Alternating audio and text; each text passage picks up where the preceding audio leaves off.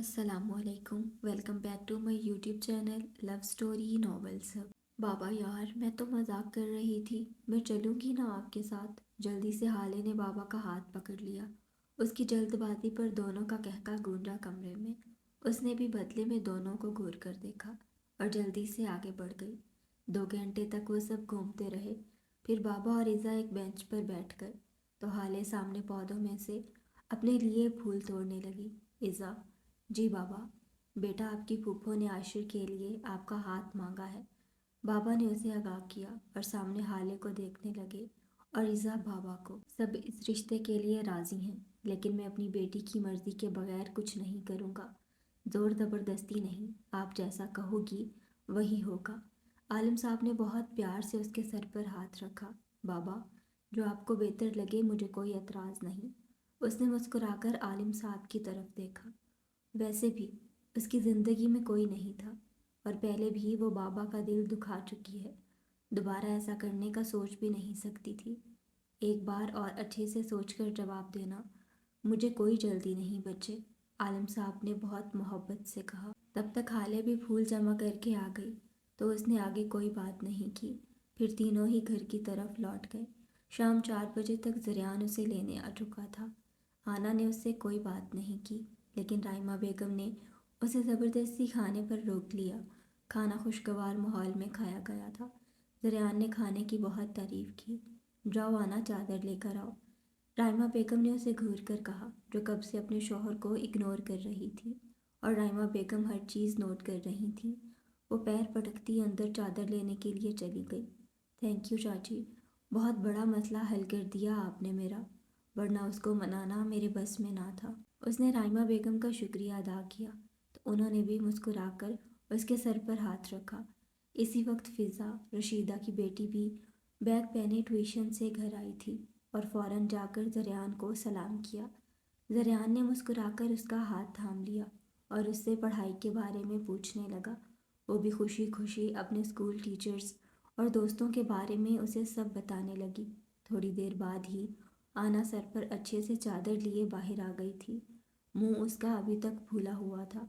फिर वो राइमा बेगम से मिलता, कुछ पैसे फ़िज़ा के हाथ में पकड़ाकर आना का हाथ पकड़े घर से निकल आया। साईं, खुरम बलोच की गाड़ी से बहुत ज़्यादा मिकदार में ड्रग्स बरामद हुई हैं। सुना है 2 दिन से वो जेल में बंद है, क्योंकि अभी जो SHO आया है वो बहुत ईमानदार है, इसलिए उसे ख़रीद नहीं सका और सारी कोशिश बेकार हो रही है उनकी।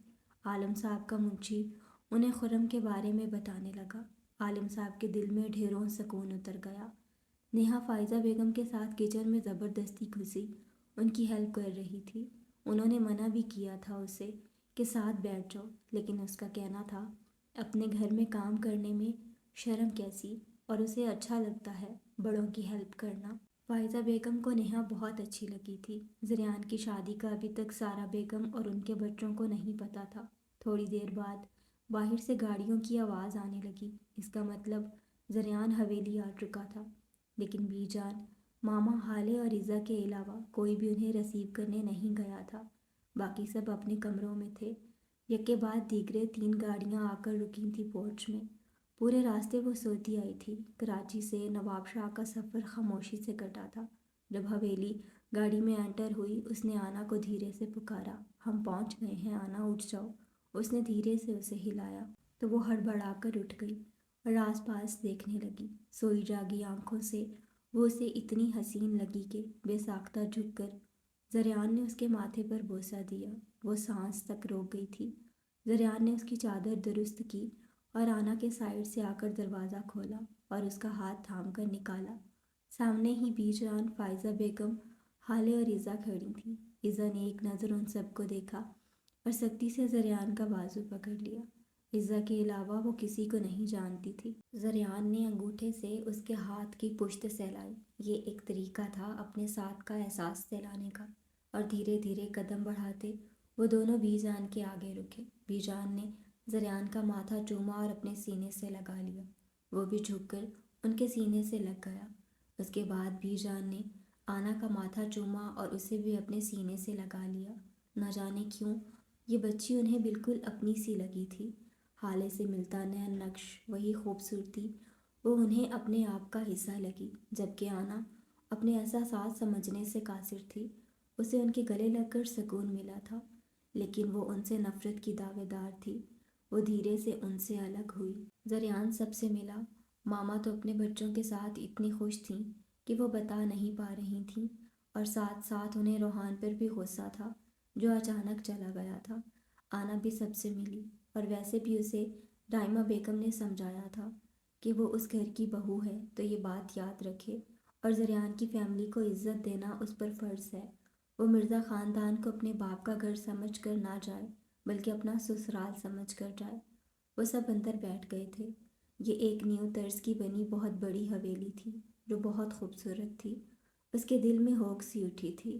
مرد حضرات اور سارا بیگم پہلے ہی کھانا کھا کر اپنے روم میں جا چکے تھے۔ گھر کی خواتین اور نیہا ہی جاگ رہی تھیں، کیونکہ اس نے بھی زریان کے آنے کا سنا تھا، اس لیے وہ تیار ہونے چلی گئی تھی۔ تیار ہو کر وہ لیٹی تو کب نیند آ گئی اسے پتہ نہیں چلا، اور ان کے آنے کی خبر ہی نہیں ہوئی۔ آنا بہت نروس تھی۔ وہ سب اسے بہت پیار سے ٹریٹ کر رہے تھے، لیکن پہلی بار اتنے لوگوں کے ساتھ بیٹھتے اسے جھجک ہو رہی تھی۔ فائزہ بیگم کھانا لگانے جا چکی تھی۔ عزا بھی ان کی ہیلپ کروا رہی تھی۔ حالے اور زریان بی جان کے ساتھ باتوں میں مصروف تھے۔ وہ صوفے کے ایک کونے پر نظریں جھکائے بیٹھی تھی۔ بھیا، اس نے بہت آہستہ آواز میں زریان کو پکارا تھا۔ وہ الگ بات تھی کہ اس کی آواز سب نے سنی تھی۔ ہاں؟ زریان اس کی طرف متوجہ ہوا۔ آپ کو اتنی پیاری بھابھی کہاں سے ملی؟ اس نے بہت رازداری سے پوچھا۔ اس کی بات پر دادی مسکرا دی۔ آپ کی بھابھی جب سے پیدا ہوئی ہیں اسی دل میں تھیں، مجھے ڈھونڈنے کی ضرورت ہی نہیں پڑی۔ زریان نے آنا کو نظروں کے حصار میں رکھ کر جواب دیا، جبکہ سب کے سامنے ایسے اظہار پر آنا کے گال سرخ پڑ گئے۔ بی جان بہت خوش تھی۔ جو بھی تھا ان کا پوتا خوش تھا بہت۔ فائزہ بیگم نے کھانے کے لیے آواز دی تو سب اٹھ کر ڈائننگ ٹیبل پر پہنچ گئے۔ سب نے مل کر کھانا کھایا۔ ہر کوئی نہ کوئی چیز اٹھا کر بار بار اس کی پلیٹ میں رکھ دیتا۔ وہ کچھ بھی سوچ نہیں پا رہی تھی۔ عزا، بی جان نے عزا کو پکارا۔ جی بی جان، بیٹا بھابھی کو اپنے کمرے میں لے جانا۔ جب تک شادی کا فنکشن نہیں ہو جاتا وہ آپ کے کمرے میں رہیں گی۔ لیکن بی جان، زریان نے اعتراض کرنے کی کوشش کی، لیکن بی جان کی ایک نظر سے ہی چپ ہو گیا، جبکہ آنا اندر سے پرسکون ہو گئی تھی۔ کل رات کے بعد اس کے ساتھ ایک ہی کمرے میں سوچتے ہوئے اس کے کانوں سے دھواں نکلنا شروع ہو جاتا تھا۔ جاؤ بیٹا، عزا کے ساتھ جاؤ۔ بی جان نے آنا کو اشارہ کیا تو حالے بھی جلدی سے ان کے پیچھے بھاگ گئی۔ زریان نے شکایتی نظروں سے بی جان کی طرف دیکھا، لیکن وہ اگنور کرتی اپنے کمرے کی طرف بڑھ گئی۔ ابھی تو اس کی بیوی راضی ہوئی تھی، لیکن اس کی دادی ہی دشمن کا رول پلے کر رہی تھی۔ صبح سب معمول کے مطابق اٹھ گئے تھے، لیکن رات دیر سے سونے کی وجہ سے لڑکیوں کی نیند ابھی تک پوری نہیں ہوئی تھی، اس لیے وہ تینوں ایک ہی بیڈ پر گھوڑے گدھے پیچ سو رہی تھیں۔ دادی جان، بی جان اور عالم صاحب سب لاؤنج میں بیٹھے باتیں کر رہے تھے۔ سارا بیگم اور عاشر بھی ان کے ساتھ ہی بیٹھے تھے۔ زریان نقصک سا تیار کالے شلوار قمیض پہنے، کندھوں پر کالی ہی شال لیے، شاہانہ انداز میں سیڑھیاں اترتے لاؤنج میں سب کے پاس چلا آیا تھا، اور بلند آواز میں سب کو سلام کیا اور دادا جان کے پاس صوفے پر بیٹھ گیا، جبکہ اس کے بیٹھتے ہی عالم صاحب وہاں سے اٹھ کر چلے گئے تھے، جو سب نے محسوس کیا تھا، لیکن کسی نے کچھ نہیں کہا۔ زریان عاشر اور سارا بیگم سے بہت خوش دلی سے ملا تھا۔ وہ تو اپنے بھتیجے کے صدقے واری جا رہی تھیں۔ ہاں تو برخوردار، کیا سوچا پھر آپ نے؟ دادا جان نے اسپاٹ انداز میں پوچھا۔ کس بارے میں دادا جان؟ وہ جیسے انجان بنا۔ شادی کے بارے میں۔ انہوں نے شادی پر زور دیا۔ جیسا آپ چاہیں، اس نے فرما برداری کا ثبوت دیا۔ دادا جان تو اس کے ڈرامے پر اسے گھور کر رہ گئے، لیکن مجبور تھے، انہیں اپنی اولاد سے زیادہ اولاد کی اولادوں سے محبت تھی۔ بابا جان، اگر زریان کے لیے رشتہ ڈھونڈ رہے ہیں تو میں، اس سے پہلے کہ سارا بیگم بات مکمل کرتی، دادا جان بول اٹھے۔ آپ کا بھتیجا اپنے لیے لڑکی خود پسند کر چکا ہے اور اس سے نکاح بھی کر چکا ہے، دادا جان نے چبا چبا کر کہا۔ ان کی بات پر سارا بیگم کے ساتھ ساتھ تیار ہو کر سیڑھیاں اترتی نیہا کے قدم رک گئے۔ غصہ اس کی آنکھوں میں نظر آنے لگا، جس سے شادی کے لیے وہ اتنے دن سے ڈرامے کر رہی تھی، وہ کسی اور سے ہی نکاح کر چکا تھا۔ اسے اپنی ماں پر بے انتہا غصہ آیا، جس نے یہاں آنے میں اتنا وقت لگایا تھا، کہ وہ دونوں ہی بھائی کسی اور سے نکاح کر چکے تھے۔ وہ الٹے قدموں اپنے کمرے کی طرف مڑ گئی، جو عاشر نے بخوبی نوٹ کیا تھا۔ اسے زریان پہ بہت غصہ تھا، لیکن یہ غصہ دکھانے کا ٹائم نہیں تھا تو خاموشی سے بیٹھا رہا۔ سارا بیگم وہاں سے اٹھ کر چلی گئیں۔ اب جب تم نکاح کر ہی چکے ہو تو شادی تمہیں طریقے سے کرنی پڑے گی۔ میں تمہاری شادی میں پورے گاؤں کو بلانا چاہتا ہوں، اور میں چاہتا ہوں حالے کی رخصتی بھی تمہاری شادی کے ساتھ کر دی جائے۔ اس لیے روحان کو بولو کہ اپنا کام وام سب چھوڑ کر شرافت سے واپس آ جائے۔ انہوں نے اپنا فیصلہ سنایا، جو زریان کو بھی پسند آیا۔ عاشر کا فون بجا تو وہ معذرت کرتا اٹھ کر چلا گیا۔ عاشر، عزا کے لیے تمہیں کیسا لگتا ہے؟ دادا جان نے زریان سے پوچھا تو اس نے حیران کن نظروں سے ان کی طرف دیکھا۔ کیا مطلب ہے دادا جان اس بات کا؟ اس نے سنجیدگی سے سوال کیا۔ مطلب عاشر کے لیے تمہاری پھوپھو نے عزا کا ہاتھ مانگا ہے، ہمیں تو کوئی اعتراض نہیں، باقی تم دیکھ لو۔ دادا جان نے اس کی طرف دیکھا۔ وہ پوری طرح دادا جان کی طرف متوجہ ہوا۔ دیکھیں دادا جان، میرے یا آپ کے دیکھنے سے کچھ نہیں ہوگا، زندگی عزا کی ہے، اگر وہ راضی ہوتی ہے دل سے تو مجھے کوئی اعتراض نہیں، اور اسے کوئی بھی فورس نہیں کرے گا۔ میں خود بات کروں گا اس سے، مجھے میری بہن کی خوشی سے بڑھ کر کچھ نہیں۔ اس نے سارا فیصلہ عزا پر چھوڑ دیا تھا۔ دادا جان کو بھی اس کی بات ٹھیک لگی۔ فائزہ بیگم نے ان تینوں کو 11 بجے کے ٹائم اٹھایا، پھر ایک ایک کر کے تینوں فریش ہو گئی تھیں۔ ماما نے آنا کا بیگ بھی وہاں بھجوا دیا تھا، جو کل آتے ہوئے ساتھ لائے تھے۔ حالہ بھی اپنے روم میں تیار ہو کر آ چکی تھی۔ وہ بہت جلد حالے سے گھل مل گئی تھی۔ وہ چھوٹی سی لڑکی اسے بہت پسند آئی تھی۔ فائزہ بیگم نے ان کا ناشتہ روم میں بھجوا دیا تھا، پھر نوک جھونک میں وہ ناشتہ انجوائے کرنے لگیں۔ تھوڑی دیر بعد آنا کو دادا جان کا بلاوا آیا۔ نہ چاہتے ہوئے بھی وہ فائزہ بیگم کے ساتھ ان کے کمرے کی طرف بڑھ گئی۔ دستک دے کر وہ کمرے میں داخل ہوئی اور سلام کیا تو سامنے سفید داڑھی، سفید شلوار قمیض پہنے، لگ بھگ 70 سال کے قریب عمر کے ایک ضعیف مگر خوبصورت شخص بیٹھے ہوئے تھے۔ ان کی آنکھیں زریان کی طرح تھیں، یقیناً یہی اس کے دادا تھے۔ وہ بچپن سے ہی ان رشتوں کے لیے ترسی تھی، اور آج ان رشتوں سے سامنا ہوا بھی تو کسی اور کے توسط بے ساختہ اس کی آنکھیں جھلملانے لگیں۔ بی جان نے اسے اپنے پاس بٹھایا۔ دادا جان کو بھی آنا بہت پسند آئی تھی۔ انہوں نے اسے بہت پیار سے ٹریٹ کیا تھا۔ وہ شرمندہ بھی تھے زریان کی زبردستی والی حرکت پر، لیکن گزرا وقت واپس نہیں لا سکتے تھے۔ یہ سب دیکھ کر آنا کی آنکھیں بار بار نم ہو رہی تھیں۔ وہ ان سے صرف نفرت کرنا چاہتی تھی، لیکن بیک وقت نفرت اور محبت دونوں محسوس کر رہی تھی۔ ہم اگلے جمعے کو آپ کی شادی کی دعوت رکھنا چاہتے ہیں بیٹا، آپ کو کوئی اعتراض تو نہیں؟ دادا جان نے اسے پوچھنا ضروری سمجھا۔ اس نے چونک کر ان کی طرف دیکھا جو اسی کو غور سے دیکھ رہے تھے۔ اس نے دھیرے سے نفی میں سر ہلایا تو دادا جان نے محبت سے اس کے سر پر ہاتھ رکھا۔ خوش رہو، انہوں نے دعا دی۔ جاؤ بیٹا، جو جو سامان چاہیے لسٹ بنا لو، کل تک سب آ جائے گا۔ اظہار حالے سے بھی کہہ دیجیے گا، ایک بار میں سب لسٹ بنا لیں، بار بار کوئی نہیں جائے گا۔ بی جان نے آنا سے کہا تو وہ بھی خاموشی سے اٹھ کر عزا کے کمرے میں چلی گئی۔ زریان نے آنا سے عاشر کے رشتے کا پوچھا تو اس نے مسکراتے ہوئے رضامندی دے دی تھی۔ زریان نے بہت پیار سے سمجھایا تھا، کوئی زبردستی نہیں عزا بیٹا، آپ کا بھائی ہمیشہ آپ کے ساتھ ہے، آپ کو کوئی فورس نہیں کرے گا۔ جس پر اس نے کہا تھا، بھیا میں دل سے راضی ہوں، آپ پریشان نہ ہوں، میں خوش رہوں گی۔ اس نے بھی اپنی بہن کو ڈھیروں دعائیں دی تھیں۔ عزا کی طرف سے رضامندی ملنے پر حویلی میں خوشی کی لہر دوڑ گئی۔ سارا بیگم کے شوہر بھی آ گئے تھے۔ نیہا بھی سب سے نارمل تھی، لیکن آنا سے اس نے کسی قسم کی بات نہیں کی۔ عاشر چاہتا تھا کہ جمعے کو سب کے ساتھ اس کی بھی شادی ہو جائے، کیونکہ عاشر کی جاب تھی، اس نے چلے جانا تھا۔ زریان اتنی جلدی کے لیے راضی تو نہ تھا، پر سب کو خوش دیکھ کر وہ بھی راضی ہو گیا۔ وہ صبح سے روحان کو کال کر رہا تھا، لیکن اس کا نمبر بند تھا۔ اس نے دل شیر سے پوچھا تو پتہ چلا کہ وہ ایک میٹنگ اٹینڈ کرنے گیا ہے، تو اس نے بعد میں کال کرنے کا کہہ کر کال بند کر دی تھی۔ 2 دن ہو گئے تھے اسے یہاں آئے ہوئے۔ اس کی بیوی سے اس کا سامنا نہ ہونے کے برابر تھا، کیونکہ وہ ہر وقت ہی عزا اور حالے کے ساتھ کمرے میں بند رہتی تھی، شاید جان بوجھ کر اس سے چھپ رہی تھی۔ بابا جان کی ناراضگی چوں کی توں تھی، لیکن اس نے سوچا بیوی تو ہاتھ آ نہیں رہی، پہلے باپ کو ہی منا لیا جائے۔ اس لیے وہ مردان خانے کی طرف بڑھ گیا، جہاں عالم صاحب کچھ لوگوں کے مسئلے سن رہے تھے۔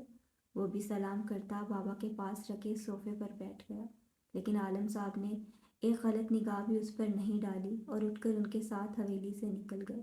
جب سے حالے کو پتہ چلا تھا کہ سب کے ساتھ اس کی بھی رخصتی ہے، تو وہ شرمائے جا رہی تھی، لیکن اس کے چہرے سے خوشی بھی ظاہر ہو رہی تھی۔ ویسے عزا، حالے کا دلہا کون ہے؟ آنا نے حالے کے شرمائے شرمائے روپ کو دیکھ کر عزا سے پوچھا۔ یہ چھوٹی سی لڑکی اسے بہت پیاری لگی تھی، جو ہر وقت ہنستی مسکراتی رہتی تھی۔ بساختہ اس نے دل میں نظر اتاری، ان دونوں کے ساتھ وہ بہت خوش تھی۔ ویسے بھی اسے مسئلہ ان سے نہیں، اپنے باپ اور دادا سے تھا۔ آپ کو نہیں پتا بھابھی، ہماری عزا کس کی دلہن بننے والی ہیں؟ عزا نے حیرانگی سے دیکھا۔ نہیں نا، اب بتاؤ بھی یار، سسپینس ڈال رہی ہو۔ آنا نے اسے گھور کر دیکھا۔ بھابھی، میں بھیا سے شکایت کر دوں گی، نہیں کرے نا؟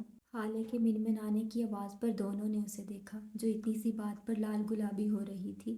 ایک دم دونوں کا کہکا پورے کمرے میں گونجنے لگا۔ دونوں ہنس ہنس کے لوٹ پوٹ ہو رہی تھیں۔ حالے نے جب ان کو ہنستے دیکھا، جھنجھلا کر کمرے سے ہی بھاگ گئی۔ ایک بار پھر دونوں کی کھلکھلاہٹ کمرے میں گونجی۔ وہاں سے گزرتے دو لوگوں نے ان کی ہنسی سنی تھی۔ ایک کے دل میں سکون اترتا چلا گیا، جبکہ دوسرے نے نفرت سے سر جھٹکا۔ بھابھی، حالے کی شادی روحان بھیا سے ہو رہی ہے۔ آنا نے حیران ہو کر اسے دیکھا۔ لیکن روحان تو تمہارا سگا بھائی ہے نا، جس سے میں ملی بھی تھی؟ اس نے پوچھا۔ جی، وہ میرے سگے بھائی ہیں، زریان بھیا سے 2 سال چھوٹے ہیں۔ ابھی وہ دبئی میں کسی کام سے گئے ہیں۔ تو کیا حالے تمہاری بہن نہیں ہے؟ اس نے جلدی سے پوچھا۔ وہ تو اسے زریان کی بہن سمجھ رہی تھی، اور سب لوگ اس چھوٹی سی لڑکی سے کتنا پیار بھی کرتے تھے، تو اسے محسوس ہی نہیں ہوا کہ یہ ان کی بیٹی نہیں ہے۔ نہیں، حالے ہمارے سکندر چاچو کی بیٹی ہے۔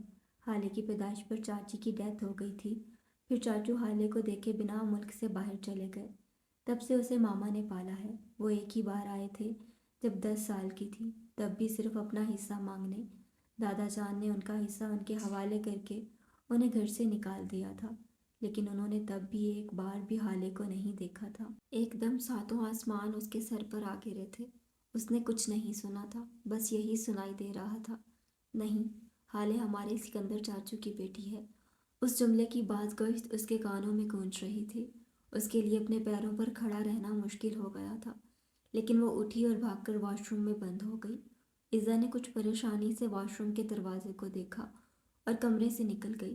اس کا ارادہ زریان کو بتانے کا تھا، لیکن راستے میں ہی اسے عاشر مل گیا، تو بے ساختہ اس کے قدم تھم گئے اور اس نے نظریں جھکا لیں۔ عاشر قدم قدم چلتا اس کے پاس آیا اور اس کے کان کے پاس جھکا، ایسے کہ عاشر کے ہونٹ اسے اپنے کان سے ٹچ ہوتے محسوس ہوئے تھے۔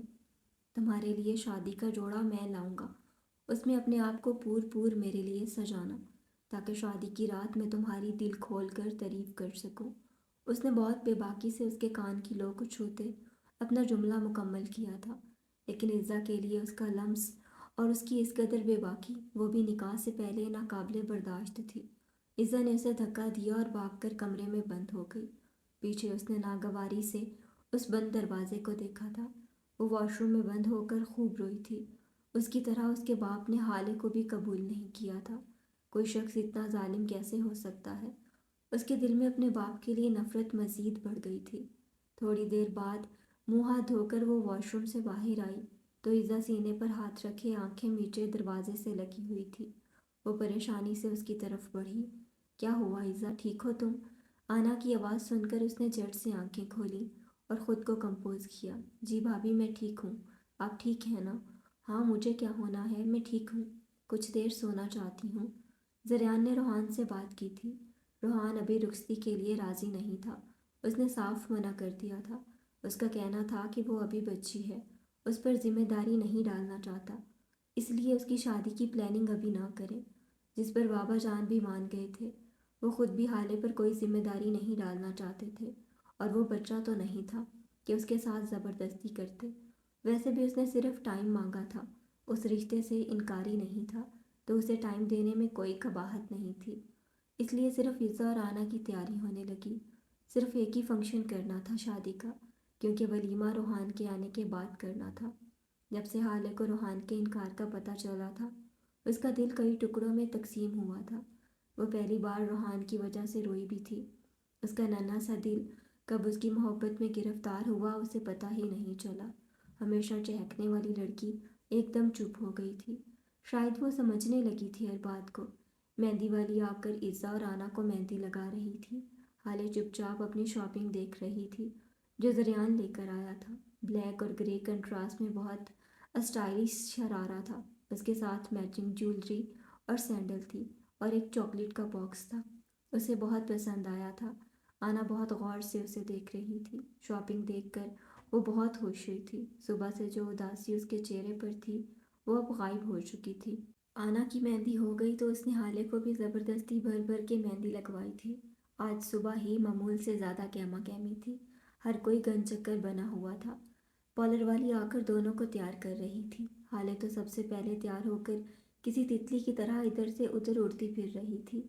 ब्लैक और ग्रे शरारे में वो नज़र लग जाने की हद तक खूबसूरत लग रही थी। बीजान और फायजा बेगम ने तो उसकी कई बार नज़र उतारी, जिस पर वो बार बार शर्मा जाती और सबको मुस्कुराने पर मजबूर कर देती। सारा इंतज़ाम हवेली के लॉन में ही किया गया था। सब लोग तैयार थे।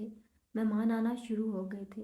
गोल्डन शेरवानी में आशिर बहुत हैंडसम लग रहा था। सबसे पहले आशिर और इज़ा का निकाह हुआ था। इज़ा बाबा के गले लगकर बहुत रोई थी। आज उसका हकदार बदल गया था। जरियान ने ब्लैक शलवार कमीज़ के साथ ब्लैक खेड़ी पहने, बालों को जेल से सेट किया था, कंधों पर अजरक डाले वो किसी का भी दिल धड़का सकता था। और नेहा की नज़रें उस पर से हटने से इनकारी थीं। दोनों दुल्हनों को लाकर उनके बराबर बिठा दिया गया था। गोल्डन शरारे में लाल नेट का घूंघट डाले मेकअप ने उनके नैन नक्श को मज़ीद निखार दिया था। आशिर के साथ बैठी वो बहुत हसीन लग रही थी। लाल शरारे में ही रेड ही नेट का घूंघट डाले वो किसी शहजादे की शहजादी लग रही थी। रेड ब्लैड लिपस्टिक से सजे होंठ जरियान को अपने गले में कांटे से उगते महसूस हुए तो उसने आना पर से नज़रें हटा लीं। आना तो शर्माए जा रही थी। थोड़ी देर बाद दोनों कपल्स का फ़ोटो शूट हुआ। दूर से उसे रोहान और दिलशेर आते दिखाई दिए थे। रोहान ने ग्रे कॉटन के शलवार कमीज़ पहनी हुई थी जबकि दिलशेर वाइट कॉटन के सूट में था। दोनों ही एक से बढ़कर एक लग रहे थे। वहाँ मौजूद हर बंदा उन्हें इश्तियाक से देख रहा था। ऊंचे लंबे कद, एक की हल्की हल्की सी बियर्ड, एक के गाल पे डिम्पल उसे बहुत खूबसूरत बना रहा था तो दूसरे की पुरकशिश आंखें और अंग्रेज़ों की तरह रंग उसे सबसे नुमायां कर रहा था। रोहान को स्टेज की तरफ आते देखते ही हाले गधे के सर से सींग की तरह गायब हुई थी। उसमें हिम्मत नहीं थी उसका सामना करने की, इसलिए पर्दे के पीछे छुप गई थी। स्टेज के पास पहुंचते ही दिलशेर की आंखों में हैरानी उतरी क्योंकि उसे लगा था कि सिर्फ जरियान की शादी है, लेकिन दूसरा जोड़ा कौन था। दोनों दुल्हनें घूंघट में थीं, लेकिन अगर वो गौर से देखता तो ज़रूर पहचान जाता। लेकिन उसने दुल्हनों की तरफ देखने की जहमत नहीं की और इग्नोर करता जरियान की तरफ बढ़ा और उससे बगलगीर हुआ। उसे मुबारकबाद दी। अभी वो दूसरे दूल्हे की तरफ देखता कि उसे वही आवाज़ अपने बहुत पास सुनाई दी जिसने कई दिनों से उसकी रातों की नींद उड़ा रखी थी, जो हर पल उसके दिलो दिमाग पर हावी रहने लगी थी। भैया, वो रोहान के सीने से लगी रो रही थी। दिलशेर ने नज़र उठाकर देखा तो वहीं थम गया। गोल्डन शरारे में वो सजी संवरी भारी जेवरात से लदी उसी की इज्जत तो थी जिसे उसने इन दिनों खुद से भी ज़्यादा याद किया था। लेकिन वो दुल्हन क्यों बन के बैठी थी। जब नज़र उसके कंधों पर हाथ रखे आशर पर पड़ी तो उसे लगा वो सांस नहीं ले पाएगा। तो क्या वो उसे पाने से पहले ही खो चुका था। जिस्म से रूह निकलना क्या होता है, काश कोई उससे पूछता। उसके जिस्म ने हिलने से इनकार कर दिया था। आंखें जब्त से लाल हो रही थीं। वो तो यहाँ उसे सिर्फ एक नज़र देखने की खातिर जरियान की शादी अटेंड करने आया था, लेकिन उसे क्या पता था यहाँ उसके जनाजे की तैयारी मुकम्मल थी। Dilsher, everything is okay. Zaryan ने उसे एक जगह रुके देख उसके कंधे पर हाथ रखा। उसने मुड़कर खाली खाली नज़रों से उसकी तरफ देखा। जरियान तो परेशान हो गया। क्या हुआ, तुम ठीक हो? उसने फिर से पूछा तो जैसे वो होश में आया उसने आसपास सब हवेली वालों को देखा जो उसे ही देख रहे थे। उसने फिर दोबारा रोहान के सीने से लगी इज़्ज़ा की तरफ देखा। मैं तुम्हें इतना देखना चाहता हूँ कि तुम्हारे चेहरे के तमाम नक्श मेरी आंखों में हिफ्ज़ हो जाएं, क्योंकि मैं जानता हूँ फिर मुझे तुम्हें देखे बगैर एक उम्र गुजारनी है। उसने गहरी सांस ली। आशिर उसे ही गहरी नज़रों से देख रहा था, लेकिन उस जालिम ने एक आम नज़र भी उस पर नहीं डाली। वो मरकर भी उसकी इज़्ज़त पर आँच नहीं आने दे सकता था। उसने तो कभी ख्वाब में भी उसका बुरा नहीं चाहा था। उसका वहाँ खड़े रहना मुश्किल हो गया। अगर मज़ीद रुकता तो ज़ब्त खो देता। बिना किसी की तरफ देखे वो लंबे लंबे ढक बढ़ता निकलता चला गया। दिलशेर को क्या हुआ है? जरियान ने रोहान से इस्तफसार किया जो खुद भी परेशान था। उसने लाइल्मी का इजहार किया और भागता हुआ वो भी निकल गया ताकि देख सके, क्योंकि दिलशेर पहली बार गांव आया था। उसके निकलते ही हाले भी स्टेज पे आ गई थी। एक नज़र पीछे से उसके ग्रे सूट और अपने ग्रे शरारे को देखकर खुद ही शर्मा गई। थोड़ी देर बाद ही रुखसती की रस्म हुई तो बीजान ने बहुत सारी नसीहतें और दुआएं दी थीं इज़्ज़ा और आना को। आशिर इज़्ज़ा को अपने साथ फार्म हाउस लेकर जाना चाहता था तो वो इज़्ज़ा को लेकर फार्म हाउस रवाना हो गया था। रुखसती के वक्त वो बहुत रोई थी, सबकी आंखें नम हो गई थीं। आना को भी फायजा बेगम जरियान के रूम में छोड़कर आई थी। एक नज़र उसने कमरे के चारों तरफ दौड़ाई। कमरा बहुत कुशादा था। पूरा बेड फूलों से ढका हुआ था। कमरे का रोमानवी माहौल उसे घबराहट का शिकार कर रहा था। उसका दिल चाहा यहाँ से भाग जाए और राइमा बेगम के बाजुओं में छुप जाए। बीरजान ने खुद राइमा बेगम को शादी में शिरकत की दावत दी थी, लेकिन उन्होंने बहुत खूबसूरती से माजरत कर ली थी, ये कहकर कि डॉक्टर ने सफ़र से मना किया है। इस पर बीरजान मज़ीद कुछ नहीं कह सकी, लेकिन वो बहुत अच्छे से जानती थीं कि उन्होंने क्यों मना किया था। रोहान अभी दिलशेर को ढूंढ के किसी काम से हवेली आया था। वो उसे कहीं नहीं मिला था। उसने अपने बंदे भेजे थे और कुछ सामान लेकर खुद भी वापस जाने वाला था कि सामने फायजा बेगम नजर आई तो उनके पास जाने लगा। अरे फायजा, माशाल्लाह, तुम्हारी दूसरी बेटी हाले भी बहुत खूबसूरत है। मुझे भी एक ऐसी ही बहू की तलाश थी। आज फहद ने उसे देखा तो फहद को भी वो पसंद आई। तुम ज़रा आलम साहब से मशवरा करके मुझे बताओ ताकि मैं बाकायदा रिश्ता लेकर आ सकूं। मेरे बेटे को तो तुम जानती ही हो कितना। आंटी, बहुत शुक्रिया आपका, लेकिन हाले मेरी बीवी है। आप अपने लिए बहू कहीं और ढूंढें और अपने बेटे को समझा दीजिएगा कि दोबारा मेरी बीवी की तरफ आंख उठाकर भी ना देखे, वरना अच्छा नहीं होगा। उसने बहुत सर्द लहजे में अपनी मुट्ठियाँ भींचकर उन्हें कहा। वो मुंह बनाकर वहाँ से चली गई तो वो भी अपनी माँ को कंधों से थाम कर आगे बढ़ गया। गाड़ी में मुकम्मल खामोशी थी। इतनी ठंड में भी उसे पसीना आ रहा था। आशिर खामोशी से ड्राइव कर रहा था। वो एक नज़र उसकी तरफ उठाकर देखती, लेकिन फिर घबरा कर नज़रें झुका लेती। अल्लाह अल्लाह करके वो फार्म हाउस पहुंचे थे। चौकीदार ने उनकी गाड़ी को देखकर दरवाज़ा खोल दिया था। आशिर ने गाड़ी रोकी और उसे हाथ से थामकर गाड़ी से निकाला और एक कमरे में आकर बिठा दिया। खुद बाहर निकल गया। अकेले उसे घबराहट हो रही थी, हर लड़की की तरह। उसके ख्वाब भी शादी को लेकर सेम थे, लेकिन वो शादी नहीं करना चाहती थी।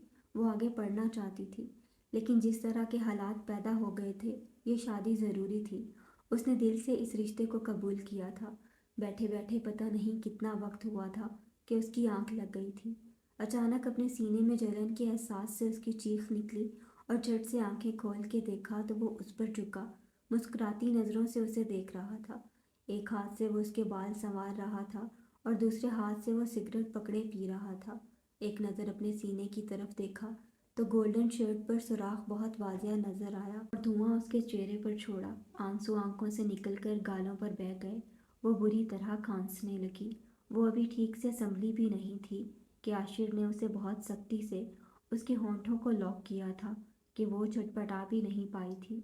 अपने मुंह पर किसी गंदी बदबू को महसूस कर उसे उबकाई आई थी और सख्ती से उसे दूर धकेला था कि आशिर हंस कर दूर हटा। इज़ा फटी फटी आंखों से मुंह पर हाथ रखे उसे देख रही थी। ये किस बात की सज़ा थी आखिर? वो दोबारा उसके पास आया और आराम से उसकी एक एक ज्वेलरी उतारने लगा। अब की बार बहुत नरमी थी। वह हैरानगी से उसे देखने लगी। वो उसके बालों में अपना चेहरा छुपाने लगा। इज़ा बहुत घबराई हुई थी। उसने आंखें बंद कर ली। वो शुरू से ही बहुत डरपोक थी, बहुत जल्दी डर जाने वाली। अचानक उसे अपनी जिप खुलती हुई महसूस हुई तो उसने बेडशीट को मुट्ठियों में भींच लिया। अपनी पीठ पर वही जलन उसे महसूस हुई जो कुछ देर पहले उसे अपने सीने पर हुई थी। वो चीखते हुए खुद को छुड़ाने लगी, लेकिन उसने इज़ा को सख्ती से जकड़ा हुआ था और जगह जगह पीठ पर सिगरेट से जलाने लगा।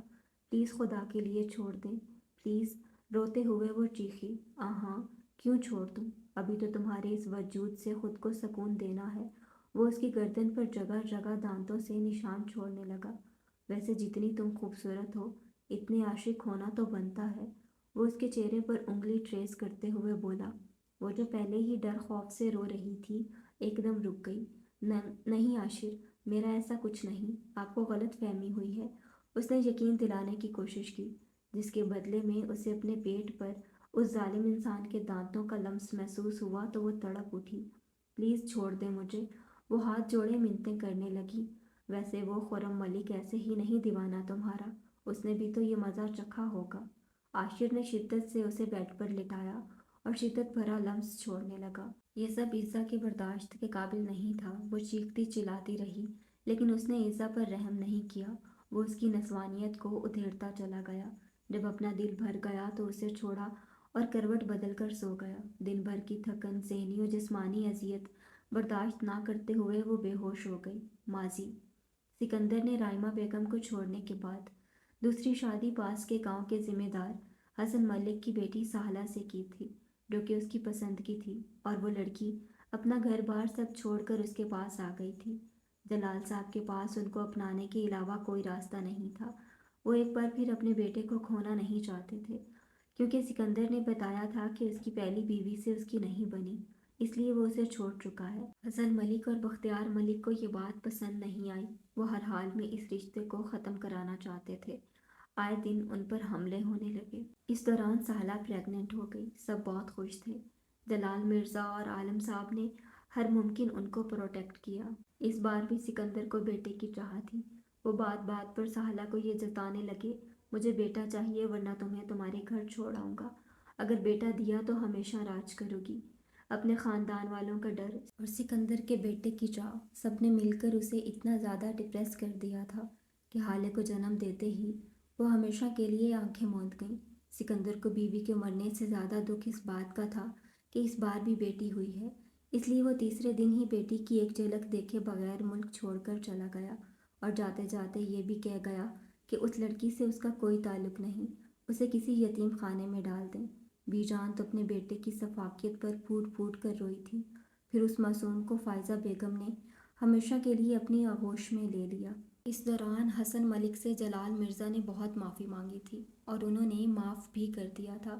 انہی دنوں بختیار ملک نے لوگوں کی باتوں سے تنگ آ کر خودکشی کر لی تھی۔ حسن ملک بھی اکثر بیمار رہنے لگے تھے۔ وہ اپنی نواسی سے ملنے بھی آتے تھے، لیکن یہ بات ان کی بہو اور پوتے کو پسند نہیں تھی، اس لیے انہوں نے آنا بند کر دیا تھا۔ لیکن 2 سال پہلے ہی ان کا انتقال ہو گیا تھا۔ دادا جان اور بی جان حالے کو لے کر گئے تھے اپنے نانا کا آخری دیدار کرنے کے لیے۔ عزا بھی ان کے ساتھ تھی۔ تب خرم ملک ان سے بہت اچھے سے پیش آیا تھا۔ اس کے بعد وہ کبھی کبھی حالے سے ملنے آنے لگا تھا۔ وہ عزا کو اپنی باتوں اور آنکھوں سے تنگ کرنے لگا، لیکن وہ بہت ڈرپوک تھی۔ کسی سے بھی یہ بات اس نے ڈسکس نہیں کی۔ وہ حالے کو بھی اپنی باتوں میں پھنسانے کی کوشش کرتا تھا، لیکن اسے یہ ساری باتیں سمجھ نہیں آتی تھیں، اس لیے اس پر اثر نہیں ہوتا تھا۔ یہ سب کچھ عزا دیکھتی تھی۔ وہ بہت ڈر گئی تھی، لیکن خرم ملک سب کے سامنے بہت اچھے سے پیش آتا تھا۔ گھر والے بھی اس سے مطمئن تھے، اس لیے وہ جب چاہے حویلی آ سکتا تھا، کوئی پابندی نہیں تھی۔ ایک دن اس نے عزا سے کہا کہ وہ حویلی کے پیچھے اس سے ملنے آئے، اسے بس کچھ ضروری بات کرنی ہے۔ اگر نہیں آئی تو وہ حالے کو ہمیشہ کے لیے یہاں سے لے جائے گا۔ اگر اس نے کسی کو بتانے کی کوشش کی تو اس کے آدمی عالم صاحب کو اس کے ایک اشارے پر مار دیں گے۔ اس دن عالم صاحب شہر گئے ہوئے تھے، اس لیے وہ ڈر گئی تھی اور اس کی بات ماننے پر مجبور ہو گئی تھی۔ اس میں اتنی ہمت نہیں تھی کہ وہ کسی کو بتا سکے، اس لیے رات 12 بجے وہ کمرے سے دبے پاؤں نکلی۔ چادر سے خود کو اچھے سے ڈھانپا ہوا تھا۔ اس کے قدم من من بھر کے ہو رہے تھے۔ وہ بس حالے اور بابا کو کچھ نہیں ہونا دینا چاہتی تھی، اس لیے ہمت کر کے آگے بڑھی۔ وہ حویلی کے پیچھے باغ میں اندھیرے میں کھڑا تھا۔ اس کا دل کیا کہ بھاگ جائے، لیکن وہ آگے بڑھی۔ جب خرم ملک نے اس کی طرف مڑ کر دیکھا تو عزا تو اس کی حالت دیکھ کر ہی پریشان ہو گئی تھی۔ اس کے چہرے اور گردن پر جگہ جگہ لپسٹک کے نشان تھے۔